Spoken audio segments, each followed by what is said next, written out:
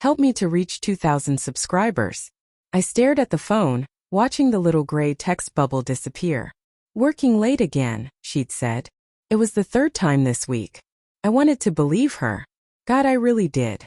But something about the way she paused before saying it, that slight tremor in her voice, it gnawed at me. The office wasn't far. I could drive there in 10 minutes. Just to make sure. Just to ease the ache in my chest that had been building for weeks. I told myself it wasn't suspicion, it was concern. That was the lie I needed to move my hand toward my car keys.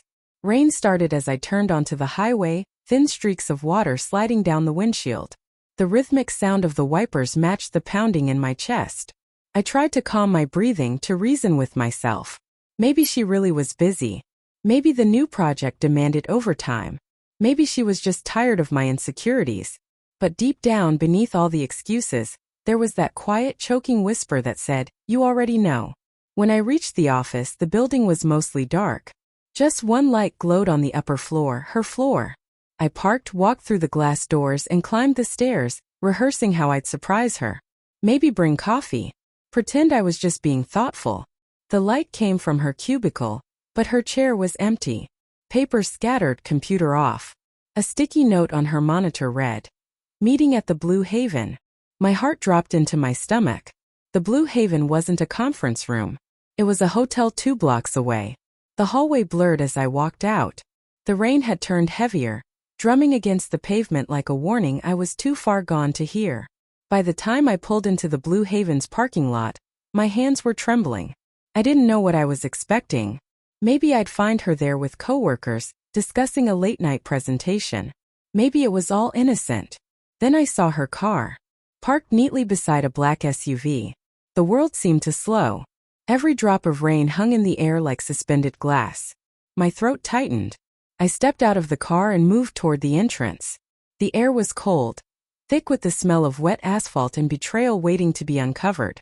Inside, the lobby lighting was warm, too warm, as if mocking the chill that spread through me. I approached the front desk and forced my voice to stay calm. "Excuse me, did a woman named Emily check in tonight?"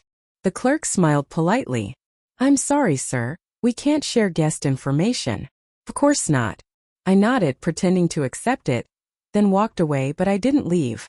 I stood near the elevators, pretending to check my phone.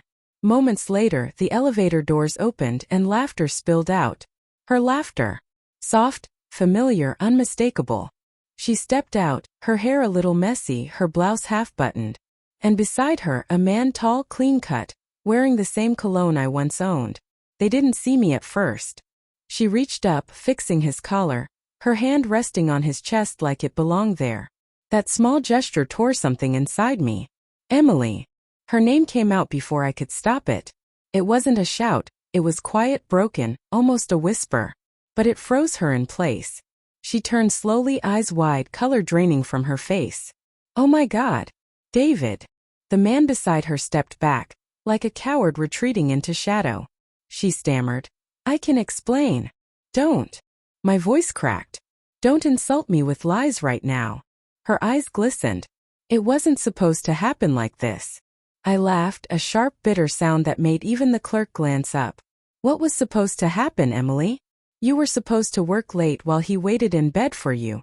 The man took a step forward, his tone defensive. "Maybe you should calm down. Maybe you should shut up," I snapped, glaring at him. He lowered his eyes, muttering something under his breath before leaving through the glass doors. The silence that followed was unbearable. Emily tried to reach for me, but I stepped back. "How long?" I asked. Her lips trembled. "A few months." "Few months." The words echoed like a verdict. All those nights she said she was exhausted. All those times she turned away from me in bed. Every smile she gave that wasn't meant for me. "Why?" I asked. My voice wasn't angry now, it was something worse. Empty. Tears slid down her cheeks. "I don't know." I felt unseen. We stopped talking, stopped laughing. He just listened. I looked at her, really looked. The woman I loved, standing there soaked in guilt and regret, yet still trying to justify the wreckage.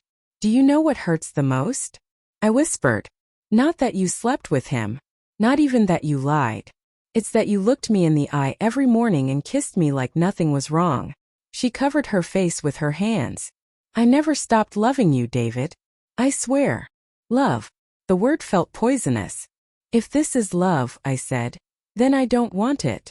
I walked out into the rain, leaving her standing there, sobbing under the sterile hotel lights. My clothes clung to me, heavy with water and heartbreak. I didn't look back. But healing isn't immediate. The next few days were a blur of silence, her messages unread, her calls ignored. Every corner of the house screamed her name. The coffee mug she left half full, the sweater on the couch, the photo of us smiling like fools. Part of me wanted to forgive her. Part of me wanted to burn everything she'd touched. On the third day, she came to the house. I let her in. Her eyes were swollen, her voice barely a whisper. I'm sorry, she said. I ended it. I can't undo what I did. But I'll spend the rest of my life trying to make it right if you let me. I studied her face. There was no makeup, no armor, just raw regret. I wanted to believe her. I wanted to go back to the way things were.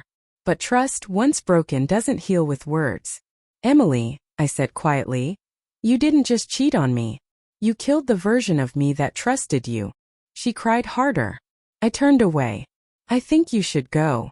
She hesitated, then nodded, leaving without another word. Weeks passed. The silence became my companion.